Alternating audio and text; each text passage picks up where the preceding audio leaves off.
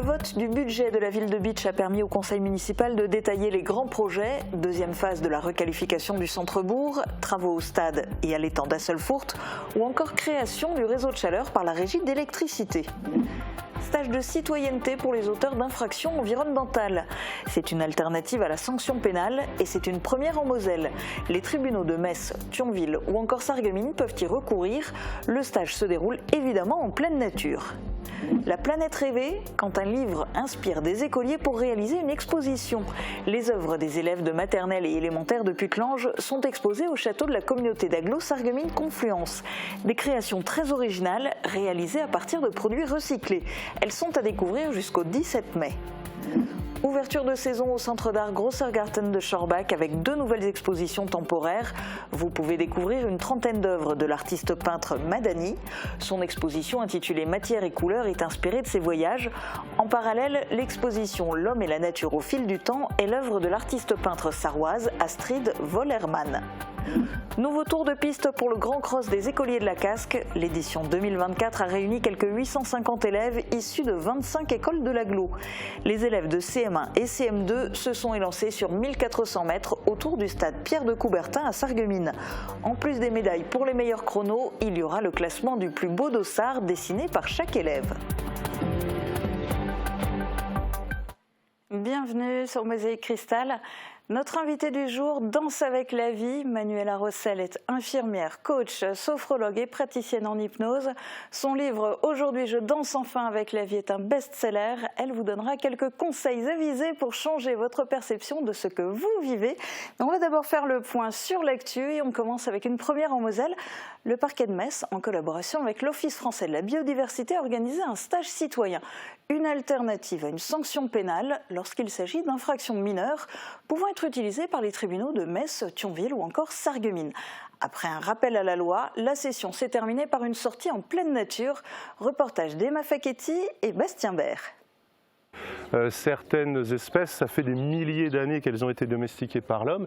Et au sein de ces espèces-là, vous avez plein de races différentes. Comment prendre conscience de l'impact humain sur l'environnement? Voilà le défi de ce stage de citoyenneté. On a pu leur présenter une tour à hirondelles, un abri à chiroptères, donc destiné aux chauves-souris, une mare pédagogique. Principalement, l'idée, c'était de leur faire comprendre qu'ils pouvaient modifier leurs pratiques sans forcément que ça devienne une contrainte et leur faire apprécier surtout la biodiversité comme une chance plutôt que comme une menace contre laquelle lutter. Autour de la table, 7 participants, tous sont des primo-délinquants, des personnes qui ont commis une infraction en matière environnementale pour la première fois. Ma qualité de président d'un club de football, où on a commis une infraction en arrosant un terrain municipal, notre terrain d'entraînement, en dehors de la plage autorisée par l'arrêté préfectoral pendant la période de sécheresse. Qu'est-ce que vous retenez de ce stage? Ça vient renforcer un peu notre sensibilisation à l'environnement, et puis la prise de conscience qu'on doit tous avoir. Et je suis père de famille aussi, donc ce qu'on inculque aussi à nos enfants, est-ce qu'ils inculqueront aussi à leurs propres enfants? Versement de matière organique dans un cours d'eau, détention d'une espèce protégée. Au total, plus de 20 délits environnementaux sont commis par an, mais tous n'ont pas la même peine. L'idée, c'est de vraiment rester sur des petites infractions environnementales avec peu d'impact sur l'environnement. Pour les infractions les plus graves, ils ne vont pas s'en sortir avec un stage de citoyenneté. Ça sera des peines d'amende beaucoup plus lourdes, voire même ça peut aller jusqu'à des peines d'emprisonnement pour certaines infractions, certains gros délits. Les auteurs d'atteintes à l'environnement encourent des peines allant jusqu'à 3 ans d'emprisonnement et 150 000 € d'amende. Local, les élus bitchois étaient réunis hier soir en conseil municipal. Marie-Morgane a assisté à la séance et va nous la synthétiser dans sa chronique.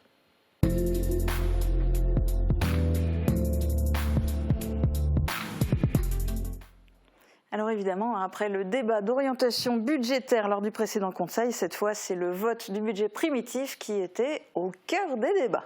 En effet, donc ça veut dire que beaucoup de chiffres ont été donnés. Le budget primitif permet de formatiser le projet annuel de la ville et de fixer les dépenses et les recettes de l'année en fonction des opérations que la municipalité souhaite mener. Lisiane Spezialheim, première adjointe au maire en charge du budget et des finances, a donné tous les détails des différentes dépenses de fonctionnement et d'investissement prévues pour 2024. Alors je vais vous épargner tous les chiffres, je vais juste vous donner la balance générale. Vous la voyez dans le tableau qui s'affiche, le total des dépenses et des recettes qui comprennent les sections de fonctionnement et d'investissement s'élèvent tous les deux à 9,7 millions d'euros. Au moment du vote de ce point, il y a eu 4 abstentions du côté des membres de l'opposition. Et puis tu l'as dit, le vote du budget permet aussi d'évoquer les projets, ce qui va se concrétiser au niveau de la ville. Alors qu'est-ce qui est prévu cette année au niveau des investissements ? Alors déjà, la suite de la requalification du centre-bourg de Bitche, le projet a été lancé en 2023 pour redynamiser le centre-ville. La phase 2 devrait être lancée d'ici quelques mois après une consultation. Il y aura aussi des travaux au niveau du stade. Il y aura des dépenses pour le réseau de chaleur qui sera créé par la régie d'électricité de Bitche et aussi des travaux à l'étang d'Asselfourt. J'y reviens dans un instant. Voilà les principales opérations. On reviendra évidemment sur tous les projets au fur et à mesure de leur avancée dans notre journal. Bon, tu l'as promis, tu y reviens dans un instant. Que va-t-il se passer à l'étang d'Asselfourt ? Alors c'était un autre point à l'ordre du jour hier, l'aménagement d'une nouvelle aire de jeu. Celle qui est actuellement en place n'est plus réglementaire et non accessible aux personnes à mobilité réduite. Vous pouvez voir quelques images du projet qui est prévu. Il y aura des nouvelles structures installées et des jeux inclusifs dont un tourniquet et une balançoire accessibles aux fauteuils roulants. Et est-ce qu'il y avait d'autres points qui concernaient les affaires financières ? Oui, un point qui va particulièrement impacter les habitants de Bitche puisqu'il concerne le vote des taux de fiscalité pour 2024. Le maire Benoît Kieffer a proposé de maintenir le taux des taxes foncières votées en 2023, soit 32,70% pour les propriétés bâties et 76,5% sur les propriétés non bâties. Le taux de la taxe d'habitation reste quant à lui figé depuis 2020 à 15,38%. Ce sujet avait déjà été évoqué lors du dernier conseil municipal et Francis Vogt, membre de l'opposition, avait interpellé le maire en lui expliquant qu'il aimerait baisser les taux. Il est de nouveau monté au créneau hier soir. On écoute la réponse du maire Benoît Kieffer. Sachant que la taxe foncière reste un des seuls leviers pour les communes, leviers fiscaux de recettes fiscales, et puis que les communes dépensent elles aussi de plus en plus. Si on devait diminuer et ramener au moins pour 2024, cette augmentation qui résulte des bases et la faire équivaloir à montant de l'exercice 2023 suite à une baisse de taux, on dégagerait à peu près un montant de 44 000 euros, ce qui représenterait une somme relativement faible pour les ménages. Le point a été adopté à la majorité. Il y a eu 4 abstentions par les membres de l'opposition. Eh bien, merci Marie-Morgane pour ta synthèse et on continue cette émission en courant. Rendez-vous traditionnel, annuel, bruyant et festif. Le Grand Cross des écoliers s'est déroulé il y a quelques jours au stade Pierre de Coubertin à Sarreguemines. Il regroupait près d'1 millier d'élèves de cours moyens issus des écoles de l'agglo. Et tous avaient évidemment comme objectif de donner le meilleur d'eux-mêmes. Reportage. Le nombre de coureurs et de coureuses était impressionnant. En tout, près de 850 élèves de cours moyens de 25 écoles de l'agglo ont pris part au traditionnel Grand Cross des écoliers organisé comme chaque année par la Casque et l'ASSA. Les élèves de CM1 et de CM2 avaient 1400 mètres à parcourir au stade Pierre de Coubertin. Les 3 premiers de chaque course étaient récompensés individuellement le jour même. Un classement par équipe sera effectué ensuite en prenant en compte les 6 premiers coureurs de chaque groupe scolaire. Un autre classement permettra aux auteurs des plus jolis dessins de dossards de repartir également avec une récompense. Et si c'était vrai que la vérité sort effectivement de la bouche des enfants? L'exposition actuellement présentée au siège de la communauté d'agglomération Sarreguemines-Confluence semble le prouver. Elle nous rappelle à tous que nous devons prendre soin de notre planète pour faire en sorte qu'elle redevienne bleue et propre, pas noire et sale. Guillaume Dumontagne nous en dit plus. Au départ, il y a ce livre, La planète rêvée, écrit par Valérie Guglielmi-Véchard et illustré par Fanny Offre. Après, 6 matinées de travail plus tard, il y a cette exposition, réalisée par l'auteur de l'ouvrage, et les enfants de l'école maternelle Jean Moulin de Putelangeolac, âgés de 3 à 6 ans. Ensemble, ils ont dessiné des monstres, des extraterrestres et réfléchi à l'importance du tri des déchets et du recyclage pour que notre planète, la Terre, communément appelée planète bleue, ne devienne pas davantage noire et remplie d'immondices. Cette exposition est notamment remarquable par le travail créatif en art visuel qui a été réalisé à partir de produits recyclés, comme cette baleine. Initialement, elle devait rester dans les murs de l'école, mais le maire de la commune de Putelangeolac a estimé qu'elle devait s'adresser à un public plus large. C'est pourquoi elle est visible jusqu'au 17 mai dans le hall de l'hôtel de la communauté d'agglomération Sarreguemines Confluence, ce qui donne notamment la possibilité aux écoliers engagés dans le challenge de la sécurité routière de la visiter. Le Centre d'art Grossergarten a ouvert sa saison. En plus de ses expositions permanentes, il accueille 2 nouvelles expositions temporaires. La première, haute en couleurs, est celle de l'artiste peintre Madani. La deuxième est celle d'une artiste peintre sarroise, Astrid Voll-Hermann. Thibaut Desmerlet vous emmène en visite à Schorbach. De nouveaux artistes se partagent une partie des espaces du Centre d'art Grossergarten de Schorbach. Près de l'entrée se trouve une trentaine d'œuvres de Madani. Cet artiste peintre a fait l'école supérieure des arts décoratifs de Strasbourg. Son exposition, intitulée Matière et couleurs, nous fait découvrir des tableaux inspirés de ses voyages. Ses œuvres présentent un travail de la matière et des reliefs, avec parfois la présence d'éléments naturels. Dans chacune de ses réalisations, haute en couleurs, se cache une histoire. Elles sont à voir jusqu'au 3 novembre. Dans la pièce à côté s'est installée une exposition appelée L'homme et la nature au fil du temps. C'est l'artiste peintre sarroise Astrid Voll-Hermann qui y présente une partie de ses œuvres. Elle trouve constamment son inspiration dans la nature, où elle y cherche la poésie, les paysages et la beauté des structures naturelles. Ses œuvres abstraites mélangent les corps, les couleurs et les lignes. Des peintures faites notamment à l'huile, à l'acrylique ou encore à l'encre de Chine. Son travail sera visible jusqu'au 31 juillet. Et oui, vous avez quelques mois pour en profiter. Et concernant les jours à venir, voici quelques idées de sorties culturelles.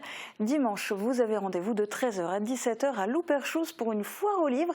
Eh bien oui, la bibliothèque veut faire de la place dans ses rayonnages pour pouvoir vous proposer de nouveaux ouvrages. Alors allez-y en famille, il y en a pour tous les âges. Le rendez-vous de vendredi soir s'adresse à un public un peu plus averti. Bernard Blandre, professeur retraité agrégé d'histoire, vous invite à une conférence sur l'histoire des témoins de Jéhovah. Il pourra ensuite vous dédicacer son livre « La préhistoire des témoins de Jéhovah ». La conférence a lieu aux archives municipales de Sarreguemines. Et les Yéniches, vous connaissez? On les appelle les Gitans blonds. C'est un peuple nomade, mais pas de tziganes. Leur langue est un mélange d'alémanique, de yiddish et puis de mots bien à eux. Le théâtre de la choucrouterie met en scène leur histoire et leurs blagues dans un mélange de français et d'alsacien à découvrir à Sarreguemines samedi à 20h sur la scène du Casino dans le cadre du festival Mirré de Plate. Concert pour la paix, samedi soir au Domino's Bar de Lemberg avec le groupe Amberhead. Particularité de taille, il est composé de musiciens réfugiés à Sarrebruck. Alors ils sont ukrainiens, russes, syriens. Au lieu de les opposer, la guerre les a rapprochés, à découvrir absolument. Et puis on en parlait hier avec l'invité du jour, le metteur en scène Alain Lheureux.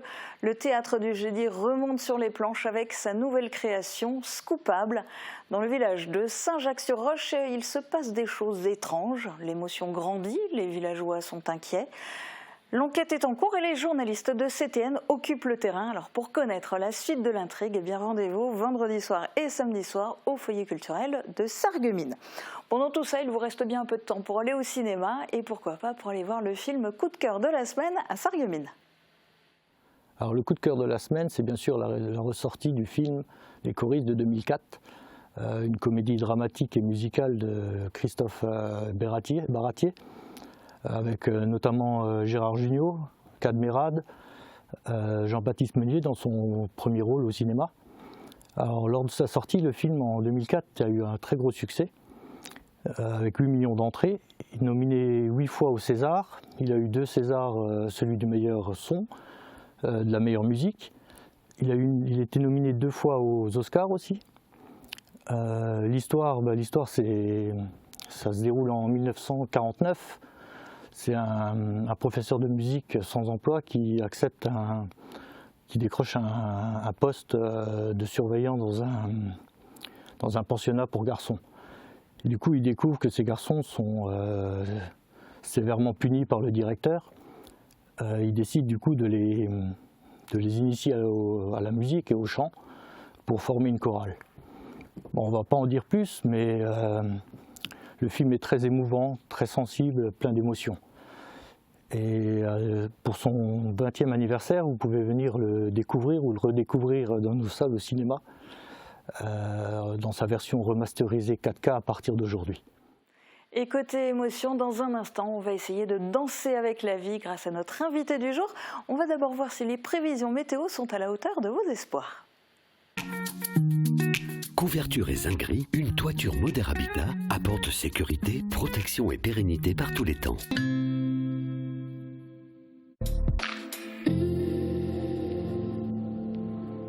Bonjour tout le monde, c'est une très belle journée qui nous attend pour demain. Le soleil va se lever dans un ciel sans nuages et même si quelques cumulus vont s'ajouter au décor dans le courant de la journée, pas de quoi nous inquiéter, le temps restera très beau. Côté température, les minimales iront de 2 à 5 degrés et les maximales de 12 à 15 degrés. Demain nous fêtons les Stanislas et il fera jour de 6h46 à 20h18. Passez tous une très belle journée et à demain.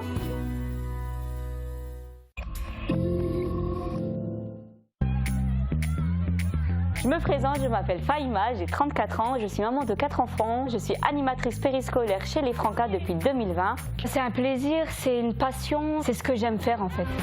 Vous aussi, devenez animatrice ou animateur chez les Francas. Alors Manuela Rossel, je le disais en introduction, vous êtes à la fois infirmière, coach, sophrologue et praticienne en hypnose. Vous êtes aussi auteur. Alors du coup, vous vous définissez comment?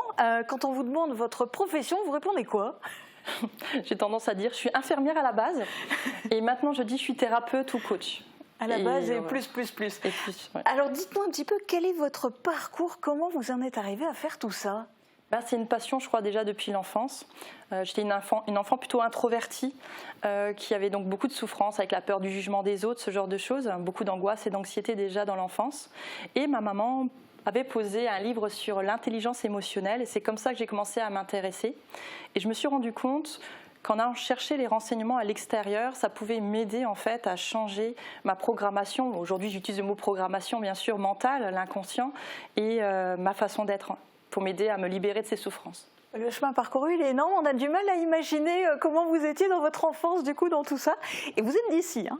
Oui, c'est ça. Du secteur. Alors, dans l'évolution, moi j'ai envie de dire que vous êtes aussi devenue en quelque sorte, si je peux me permettre, hyper active sur les réseaux sociaux notamment. Vous avez une chaîne YouTube par exemple sur laquelle vous postez de nombreuses vidéos. Alors vous y parlez de quoi? Alors à la base, je faisais des séances de relaxation ASMR. La chaîne YouTube, je l'ai faite parce que j'étais alitée pendant des mois et que je trouvais que ma vie n'avait plus de sens. Et c'est en regardant en fait une vidéo de relaxation ASMR que ça m'a aidée à me sentir bien. Et j'ai dit tant pis, je le fais de mon lit. Et c'est comme ça que voilà, j'ai fait relaxation, je fais méditation, hypnose, EFT, de temps en temps des podcasts, comme ça vient. EFT, pour ceux qui ne maîtrisent pas, c'est la technique de libération émotionnelle. Et puis, alors en parallèle de tout ça, en 2022 est paru votre livre « Aujourd'hui, je danse enfin avec la vie ». On va en profiter pour le remontrer aussi à l'écran. Alors, ce livre, il est devenu un best-seller. Vous en êtes où dans les ventes? Je fais à peu près une 50aine de ventes par mois. Oui. Donc sur Amazon, il est vendu aussi chez Confluence et c'est vrai que ça fait 1 an et demi à peu près depuis sa sortie que régulièrement je suis dans les numéros 1 des ventes et j'ai eu même la belle surprise de voir numéro 1 ou numéro 2, ça dépend des moments, des livres qui sont offerts. Belle réussite. Et merci. Alors, ce livre, il s'adresse à qui? Parce que justement, on parle de cadeaux, mais si on veut l'offrir, on l'offre à qui? On peut l'offrir à peu tout le monde en fait. Mon objectif, c'était vraiment d'être dans la simplicité et de partager mon expérience tout en donnant des outils, mais de manière à ce que Il y a des adolescents qui peuvent le lire. Il y a la maman de famille qui a besoin de déstresser et de savoir comment réguler sa vie au quotidien, comme il peut y avoir des personnes plus âgées. Voilà, c'est vraiment pour tout type de personnes. Et pour tout type de soucis, entre guillemets, on ne parle pas forcément de grosses pathologies et tout ça. Ça peut être aussi pour du petit stress, des petites angoisses. Ça vise quel type, surtout, de choses? Qu'est-ce qu'on peut améliorer en lisant ce livre? Alors, ce qu'on va pouvoir améliorer, c'est de réguler son stress, donc comme on a dit, global, général. L'anxiété de performance aussi, pour arrêter de se mettre la pression. Mieux comprendre nos blessures dans l'enfance qui fait qu'on a tendance à réagir de telle ou telle manière. On va parler d'angoisse aussi beaucoup, de crise de panique et des phobies d'impulsion qui est très peu parlé et qui pourtant touche par exemple 50% des femmes qui vont accoucher. Ok, et puis alors en complément, vous avez sorti l'an dernier Mon journal de bord, Danse avec la vie. Il cartonne aussi celui-là? J'ai mis moins de publicité, on va dire, aussi derrière. D'accord. Je l'ai moins mis en avant, mais c'est un outil qu'on va pouvoir utiliser sur 4 semaines pour apprendre à se connaître et à s'aimer. Oui, parce que là, en quelque sorte, c'est un petit peu... il s'agit de faire des exercices, ou en tout cas de consigner ce qui se passe dans la journée et la perception qu'on a de ce qui se passe dans la journée. De cette manière-là, mais aussi de voir les choses positives, parce que notre inconscient a plus tendance à nourrir le négatif, puisqu'il est là pour nous permettre aussi de vivre, de survivre à l'environnement. Et donc c'est pour programmer un peu mieux notre inconscient positivement, en se rappelant dans notre journée, si on a eu des choses qui nous ont fait du bien, des gratitudes, le fait de s'aimer et d'être fier de soi, voilà, des petites choses qu'on peut mettre dans notre quotidien pour... voir les choses plus positivement. Ouais, quand quelqu'un nous demande comment s'est passée la journée, il faut qu'on arrête de parler que de petits trucs négatifs et qu'on pense à tout le reste, quoi. On a tendance en fait effectivement à nourrir ce qu'on n'a pas envie dans notre vie. C'est un petit peu, si je peux me permettre une analogie, imaginez maintenant un grand panorama. Vous avez le plus beau des paysages. Moi personnellement j'aime bien la mer, les dauphins, on peut imaginer ça. Et vous êtes derrière cette fenêtre et une mouche vient de s'écraser sur votre fenêtre. La mouche représente donc les petits problèmes du quotidien, ou plus gros, hein, ça peut aussi arriver. Et nous, on va regarder la mouche. Mais le problème, c'est que tant qu'on met toute notre attention sur cette mouche-là, on ne va pas voir ce qu'il y a autour. Ou de temps en temps, on regarde, mais on fait grandir cette mouche-là qui va prendre plus de place dans notre vie. Il suffit d'ouvrir la fenêtre, finalement. Et alors, du coup, c'est quoi? C'est ça le message principal que vous voulez faire passer aux gens? Alors, il y a 2 messages. Il y a un message qui montre qu'on peut faire autrement, donc par les explications comme je viens de le faire à l'instant, mais il y a aussi un message d'espoir parce que je sais ce qu'on peut ressentir quand on va vraiment pas bien, et à quel point on peut tomber bas, à quel point on peut s'accrocher à ça et à se dire de toute façon je vais jamais m'en sortir. Et j'ai envie de leur dire mais en fait si, tout passe et on peut faire autrement, tu n'es pas tout seul. Voilà, de créer cette petite lueur d'espoir, de lumière dans une phase de vie qui peut être obscure à ce moment-là. Et pour faire passer vos messages, j'ai envie de dire quelque part, tous les moyens sont bons. On a parlé de vos livres, de vos vidéos, il y a aussi les podcasts et puis des participations à des émissions, comme aujourd'hui sur Mosaïque Cristal d'ailleurs. Et puis vous donnez aussi des conférences, mais j'ai presque envie de dire que le terme conférence, il est un peu pompeux. Moi, je trouve qu'il ne vous correspond pas, en fait. C'est pour ça qu'on a rajouté le mot spectacle à côté. Je ne savais pas comment appeler ça, parce qu'effectivement, je suis assez théâtrale. Je fais du théâtre depuis longtemps déjà. Et j'aime faire rire. J'aime faire passer mon message avec le rire. J'aime embarquer les gens. Et c'est pour ça que cette conférence, c'est une conférence spectacle. C'est-à-dire qu'on va apporter beaucoup de choses pour aider les personnes. On va aussi leur permettre de vivre des moments de visualisation, d'immersion et tout ça en faisant des petits sketchs, en parlant de soi et en restant authentique, c'est-à-dire qu'on n'a pas appris tout ce qu'on doit retranscrire, mais plutôt on a une trame et on se laisse porter sur le moment en exprimant ce qu'on ressent. Et c'est aussi du coup un peu de l'impro et en tout cas très humoristique. Alors la prochaine conférence c'est jeudi 25 avril à 20h au Casino des Faïenceries à Sarreguemines et ce sera en duo avec Anthony Nicolas. Alors est-ce que vous pouvez nous dire quelques mots sur lui? Anthony Nicolas est un coach. On s'est rencontrés lors de notre formation en ligne avec François Lemay.